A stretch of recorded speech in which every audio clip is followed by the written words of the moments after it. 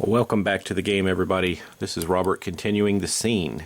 We're running through a solo sample game of Marvel Heroic Roleplaying. I'm playing Spider-Man, and we've come across a robbery in progress while on patrol. 2d6. This will be the Doom Pool, the starting amount for the Doom Pool. That might have an effect on things, we'll see. But like I said in the previous video, we're going to concentrate on player actions. The Doom Pool is primarily under the care of the Watcher, basically the GM. So we're not going to worry too much about explaining all the ins and outs of the Doom Pool, but there it is, 2d6 to start. Well, setting up the scene here, we've got some action taking place. Remember that Jim was a repeat offender, was in jail, out of jail, in jail, out of jail. He's back on the street committing crimes again in the progress of an armed robbery of a liquor store. Spider-Man spotted him, and Jim spotted Spider-Man and started to run away and decided to, as he's running, let off a few rounds from his handgun in Spider-Man's direction, hopefully scaring Spider-Man off, or at least slowing Spider-Man down as he makes his escape. As the Watcher, and playing solo, I need to do some of this, both sides, of course. I need to think about scene distinctions. So these can be keywords like cluttered, flooded, noisy, pitch black, quiet, unstable, and there don't have to be any, and there can be up to 3. So I'm gonna think of a few and maybe write them down on this sheet of paper. These scene distinctions are provide a D8 or a D4 as the rules go, just like with Spider-Man's regular distinctions on his data file. And they can be used by Spider-Man, or they can be used by the opposition. So let me think about the scene, and I'll write a few things down. All right, we'll say that next to the liquor store, let's say, if you're looking out of the liquor store to the right, maybe there's a high chain fence. And in front of the liquor store, maybe off to the left, there are a set of trash cans. And we'll just say for now, this guy waited until no one was around. So there's not currently anybody in the parking lot. The streets are still busy outside, but this is right around the liquor store. So we'll start with these 2 scene distinctions. One of the great things about the game is that creating a character is a breeze. There's no dice that you have to roll. There are no points that you really have to worry about counting and allocating properly. You don't need to necessarily buy big books full of all kinds of thugs and minions and all kinds of people to run up against. You can just really create them quickly. And what we're going to do is we're going to create a specialty character here. This is going to be Jim, the thug. A specialty character, let me give you an idea of what that's going to look like. Well, here's a sample character out of the Civil War book. And really what we need to set up here, since we're not really going with a mob, we're just going with one guy, just Jim the thug. He's not going to be rated at a D8 because he's not an expert. He's just, basically the run-of-the-mill D6 opponent. So he's a rookie. So we're going to give him a D6 there at the top. His affiliations here, we'll have to decide those 4, 6, 8. Probably the kind of guy that he is, we'll probably say he does better solo. So we'll probably put him with a D8 over here solo. So that's going to be a D6 and a D8 for this guy. And then down here would be any equipment or abilities that he has. And he's certainly not going to have any advanced abilities of any kind. He's just going to have a handgun. And that's going to be rated at a D6. And that's about it. So we're going to go D6, D8, D6. And those are his stats. Isn't that easy? That's Jim's character sheet right there. So let's keep moving.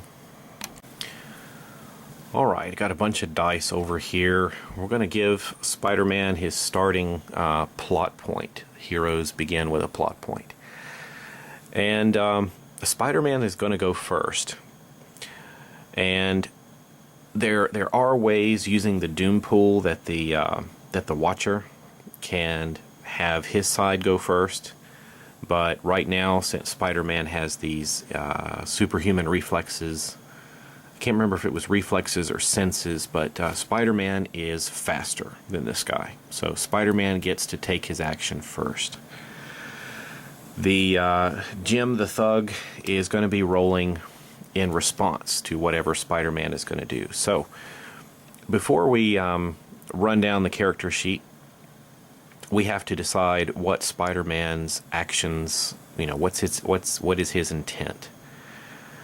I would say, good guy that he is, Spider-Man's intentions are going to be to quickly swing in close and try to web up either the gun or web up the thug himself along with his gun and disable him as quickly as possible.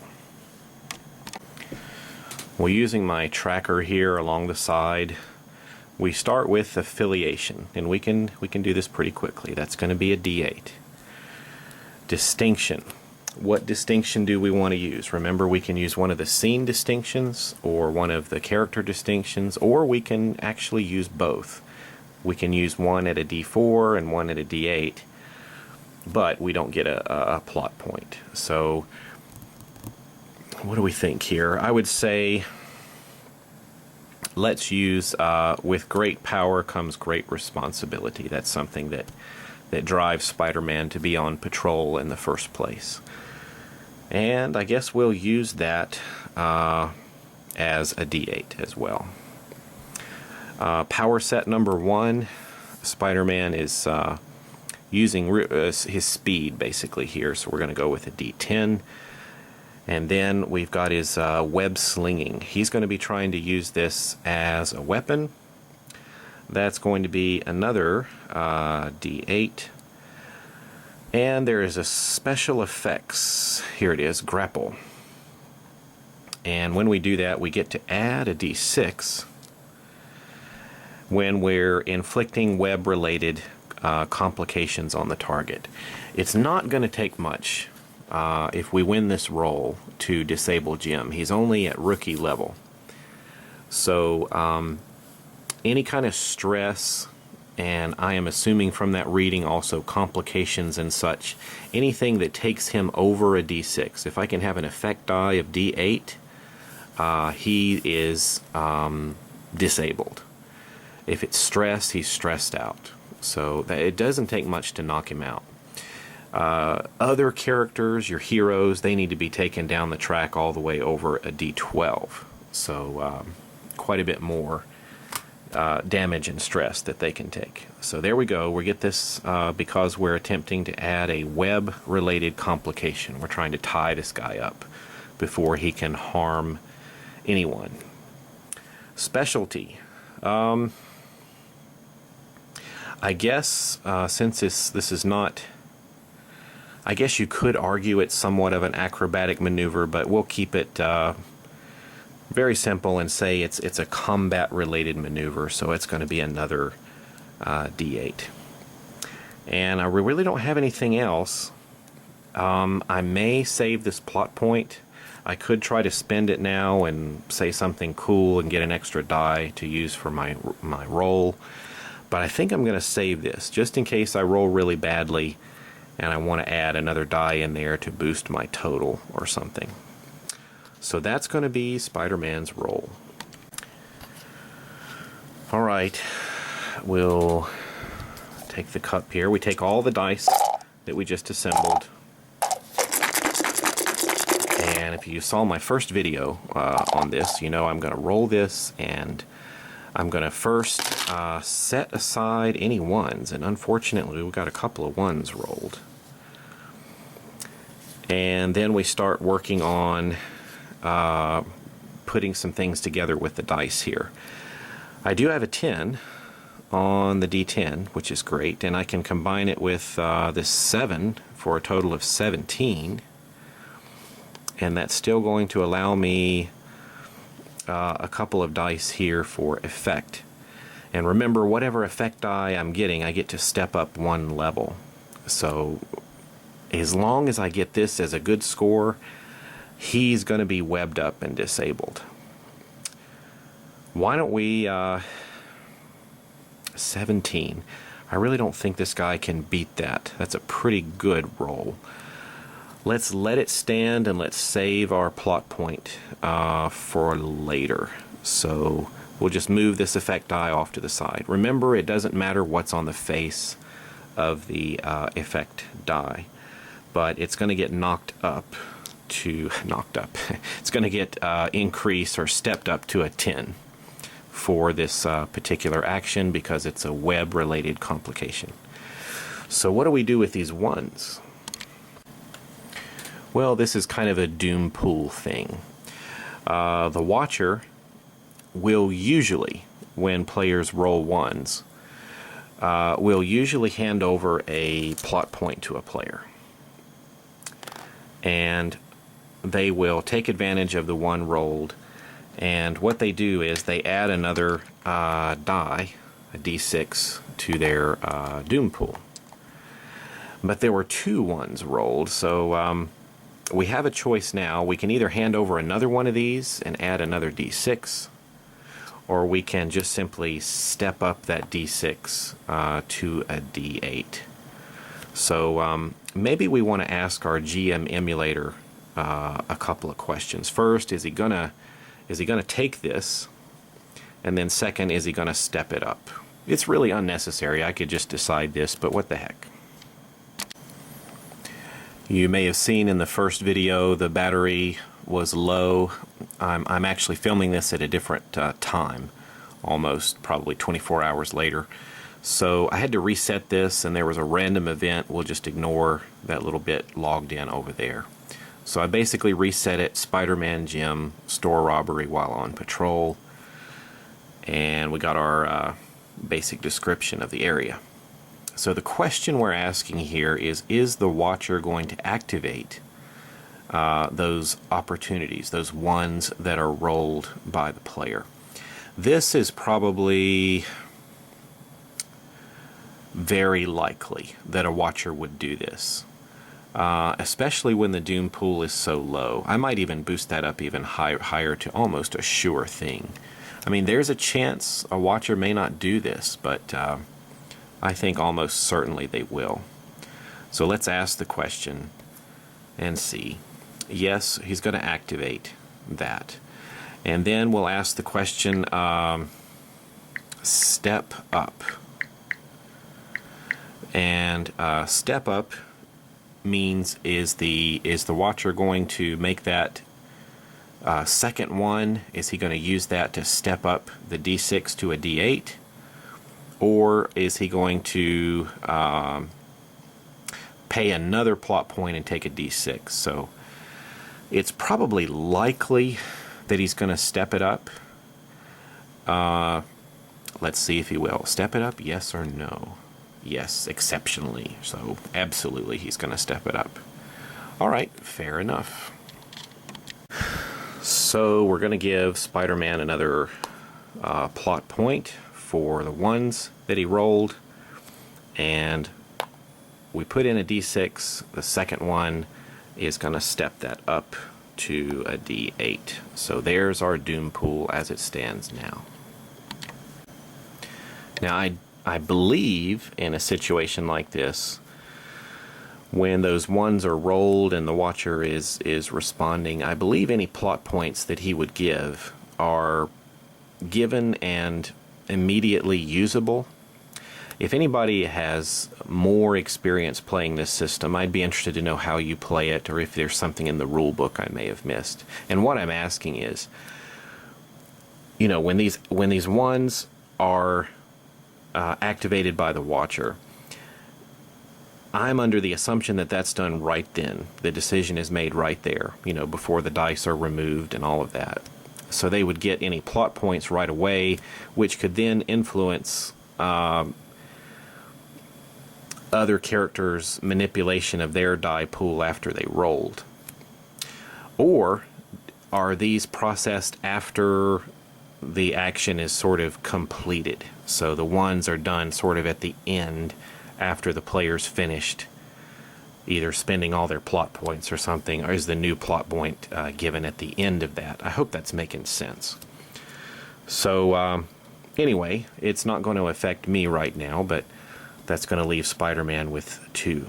So the total there was 17 with a D10 effect die. This thug's going to have a hard time avoiding that. Alright, well, let's start with Jim's little character sheet here. He's a rookie. Let's give him a D6. He's by himself. Maybe he works best alone. So we'll go ahead and give him a D8. That's going to, I think, be his best die there. He's got a gun. Let's give him a D6. And then he can use a distinction, a scene distinction. Maybe as he's running, he is maybe spots the chain fence in one direction and tries to pull out his gun and fire off some shots at Spider-Man as he's crouching behind the trash cans. You know, maybe he's trying to use the trash cans for some cover and protection. We'll see. So trash cans, we'll use that to this guy's advantage, and we'll give him another D8 to roll. So those are the dice that he's going to roll now for his defense. Now, if I wanted to take something from the Doom pool, I could just simply take one of these dice, and it's called spending it, and plop it in there and give him another die to roll. So just for the heck of it, why don't we do that? Let's spend this D8. It's just going to go in there, and we're going to roll these dice. So this is the reaction roll. Wow, he got 2 ones as well. There are a couple of things that a player could do to activate those opportunities, which is basically give them, I think they have to spend a plot point, and then they could get another kind of bonus to their die roll the next time they take an action, or the next time they roll a reaction. We're not going to worry about that right now, so I'm going to say that Spider-Man's not going to activate those opportunities. So these are the dice we need to focus on. Since they're ones, I can't use them, so I got to set them off to the side. Well, this kind of stinks. We got a 6 and a 2 and a 2, so it really doesn't matter. Why don't we take the higher effect die? So his his result is an 8 with an effect die of an 8. Not even close. This guy loses the contest. And that's that. So, Spider-Man there, not only with the higher total of 17, but also the higher effect die, completely webs this guy, maybe even sticking him to the trash cans. And he is completely disabled. So he is taken out of action, and Spider-Man swoops down, and the guy inside the liquor store is calling the cops, and Spider-Man has a little conversation with Jim, trying to set him on a better path in life. Well, that's going to wrap this first little scene up. Let me know what you think, and if you want to see any more, I can continue the story, and we can bring in maybe a major villain, you know, somebody like the Green Goblin or something like that. So let me know. Thanks for watching, everybody. Catch you later.